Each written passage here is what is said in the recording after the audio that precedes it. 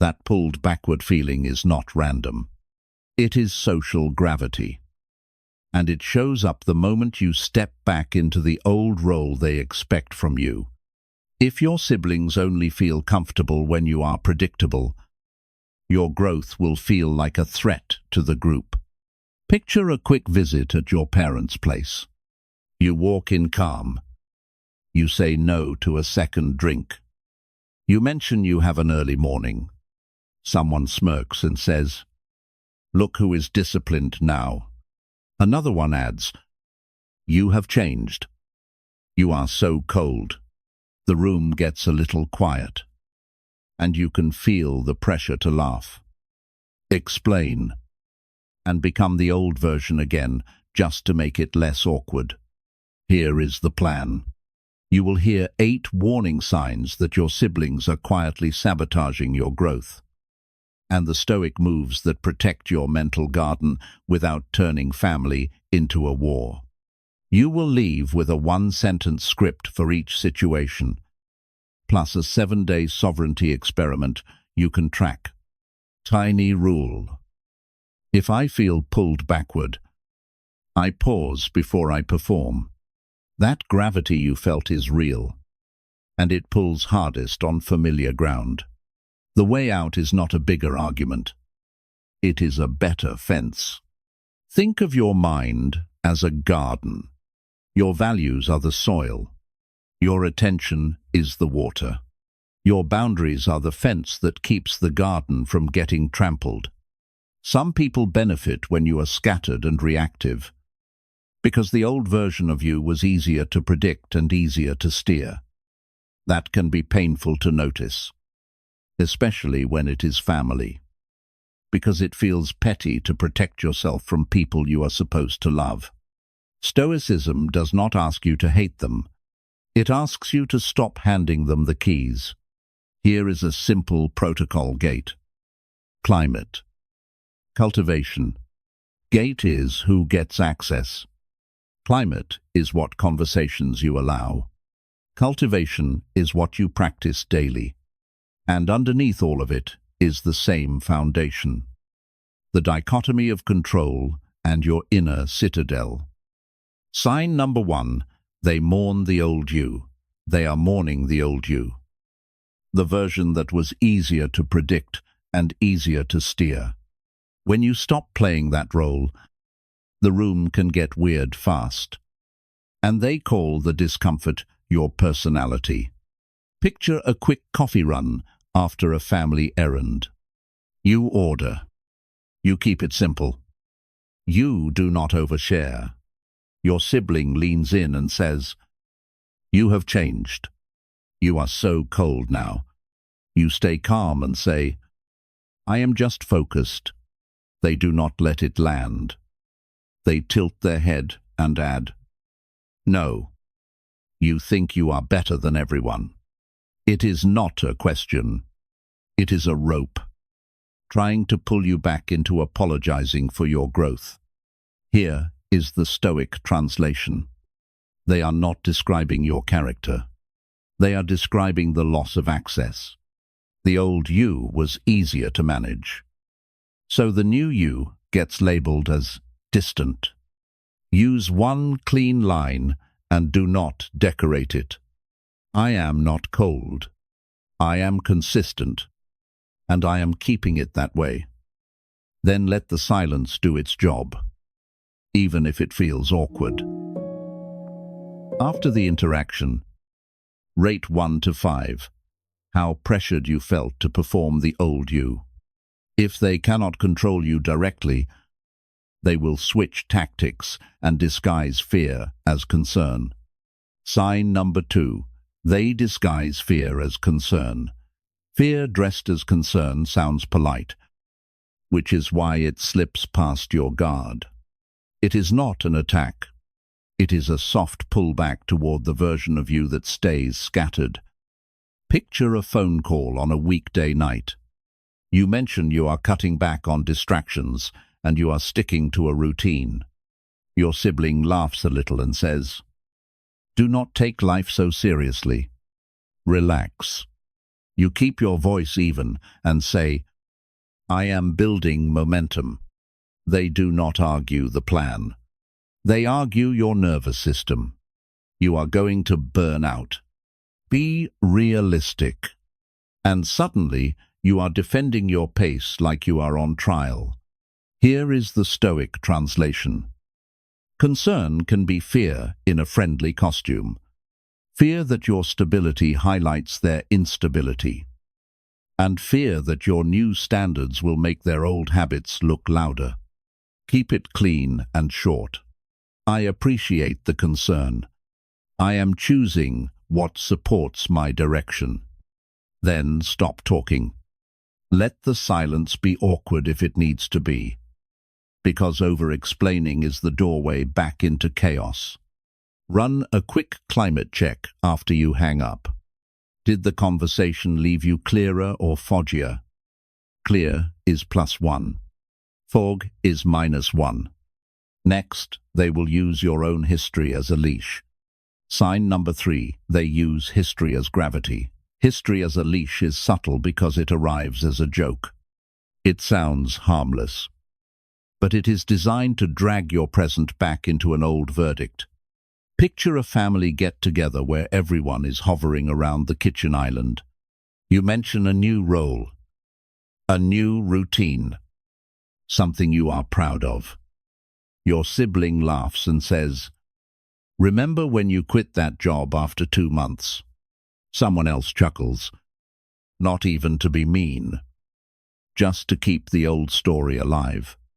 You feel heat rise in your chest, and the old script tries to grab the steering wheel. You start to explain the context, the stress, the reasons, the growth, the lessons. That is the trap. Stoically, this is simple. They are trying to turn your past into a permanent identity. Stoicism treats the past as data, not destiny. The past is a report, not a sentence. Use one line and let it stand. That was then. I begin again today. No backstory. No defense. If they keep pushing, repeat the same sentence like a closed gate. Even if it feels stiff for a moment, then track it like an experiment. Do a trigger tally. Count how many times they bring up old failures per visit, and watch the trend over 2 or 3 interactions. When history stops working, they attack the virtue itself. Sign number 4. They mock your pursuit of virtue. Virtue gets labeled ego when your discipline exposes someone else's excuses. It is a cheap move. And it works because nobody wants to look uptight in front of family. Picture a Friday night at a cousin's place. People are pouring drinks. The conversation slides into gossip about someone not in the room. You smile. You decline a second drink. And you say you are heading out early. Your sibling makes it loud, on purpose. Wow. Mr. Disciplined. Who are you trying to impress? A few people laugh, and you feel that familiar itch to prove you are still fun, still normal, still one of them. That itch is the hook. Stoically, this is not about you. Discipline threatens people who survive on excuses. Your boundary feels like an accusation to someone avoiding their own standards. So they try to reframe your self-control as arrogance. Use one rule and do not argue it. I do not debate my standards with people who benefit from me not having any.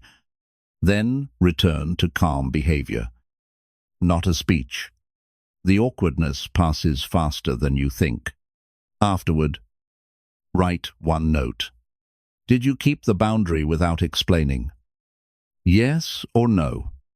And one sentence on how it felt. If mocking does not work, they go after your nervous system. Sign number 5. They hijack your peace with tripwire. Topics: peace rented versus owned shows up in the smallest moment. Usually at the table. You walk in steady, and someone tries to turn your nervous system into tonight's entertainment. Picture a family dinner with plates clinking and the TV murmuring in the background. You are finally relaxed. Then your sibling leans back, smirks, and says, "So, still doing that thing for work?" It is not curiosity. It is a tripwire.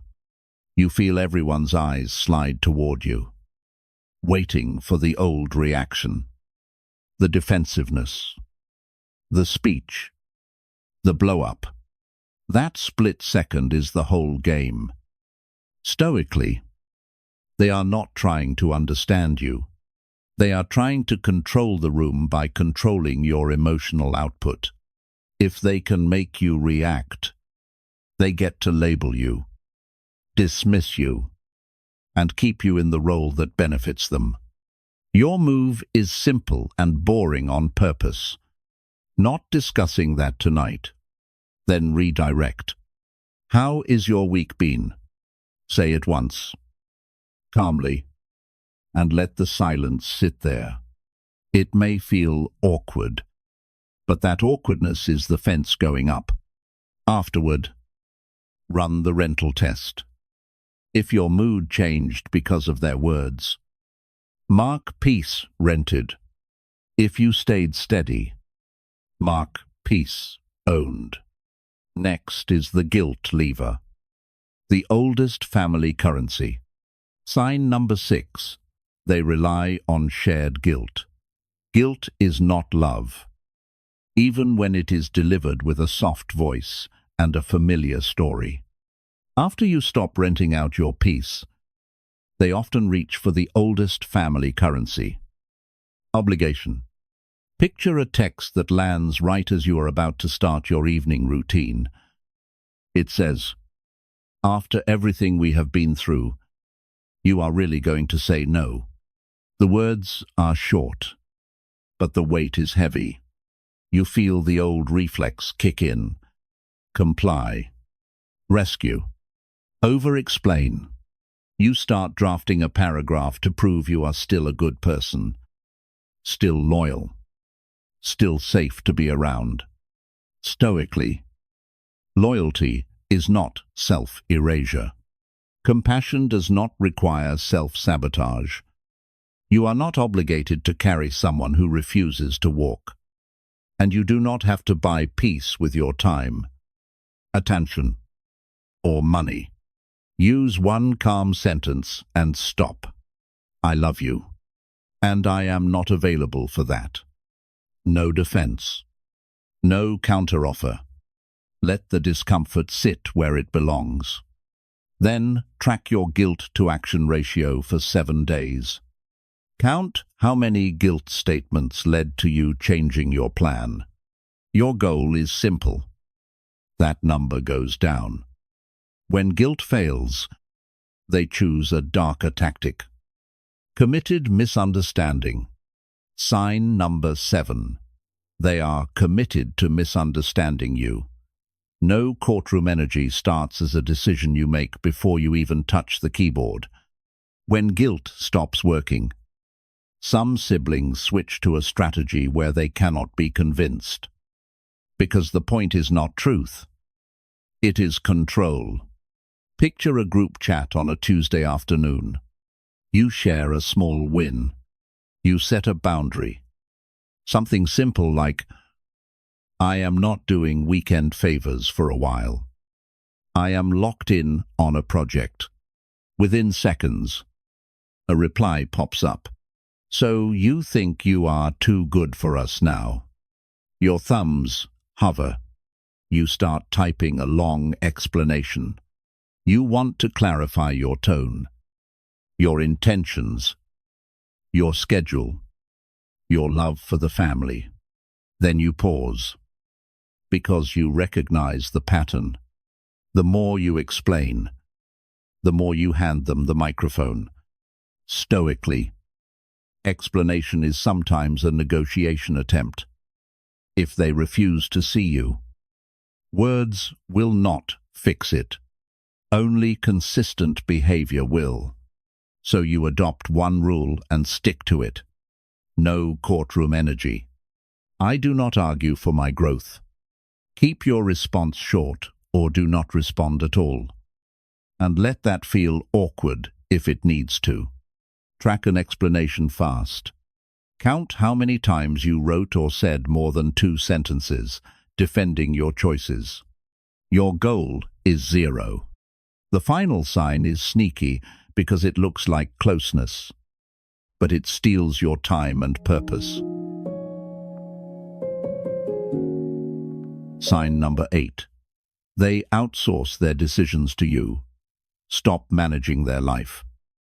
Because that role is a quiet thief. It steals your attention in the name of closeness.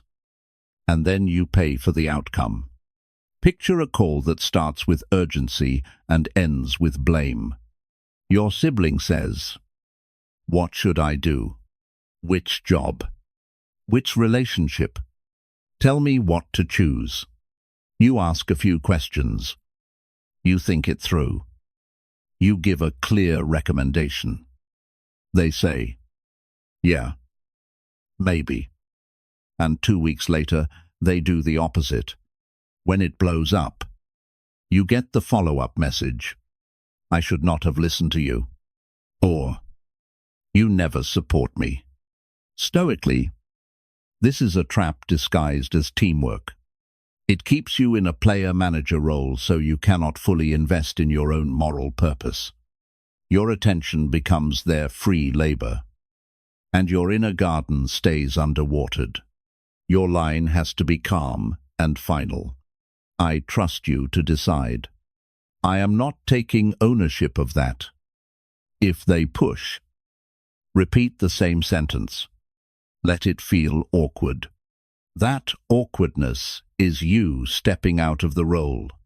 After each call or text, rate a sovereignty score from 1 to 10. 10 means you acted from choice. 1 means you acted from obligation. Note what triggered the drop. Now kill the one myth that keeps people trapped in family sabotage for decades. The myth is that setting boundaries with siblings is cruel or ungrateful, like you are betraying the family. But boundaries are not punishment. They are clarity. The cruel option is letting resentment build quietly until you explode over something small and everyone acts surprised. Stoicism does not require closeness. It requires virtue, honesty about what you can give, self-control when you are baited, wise placement of attention, so your best energy goes to what you are responsible for. You can love people and still restrict their access to your nervous system, your time, and your identity. That is not cold. That is self-respect. The line to remember is simple. Access is earned by behavior, not inherited by blood. Access is earned by behavior, not inherited by blood. Once you accept that, family moments look different. Example at a table. You mention a promotion and an aunt jokes. Do not get fancy. You will come back down soon. Laughter. Then a sibling repeats the old failure story. Your stomach tightens. Throat closes. And you want to explain. The boundary I wish was used was, not discussing my life like that tonight. Access is earned by behavior, not inherited by blood. So treat this like a clean experiment instead of a dramatic reset. For 7 days. You use one boundary per day, delivered in one sentence. No essays. No defending. The discomfort is expected. And it is also useful feedback. Keep the tracking simple. After each interaction, write 3 things. What was the trigger? Like history, mockery, guilt, or a tripwire topic. What was your move? The exact one sentence you used. Did you stay steady? Yes or no? Then add a sovereignty score from 1 to 10. 10 means you acted from choice. 1 means you acted from obligation. Your win condition is not perfect family harmony. Your win condition is that your explanations drop to near 0 and your sovereignty score trends upward. Access is earned by behavior, not inherited by blood. And that is why ending sabotage is not cruelty. It is self-respect. Some seasons of growth require you to walk alone for a while, because the old chorus prefers you predictable, easy to read, easy to pull back. Comment the sign that hit the hardest, 1 through 8, if you want. Drop your 1-sentence boundary script in the comments, and I will tighten it into something clean and calm that you can actually say without shaking. Subscribe for more Stoic tools for boundaries. Emotional control and building the inner citadel without turning your life into a war.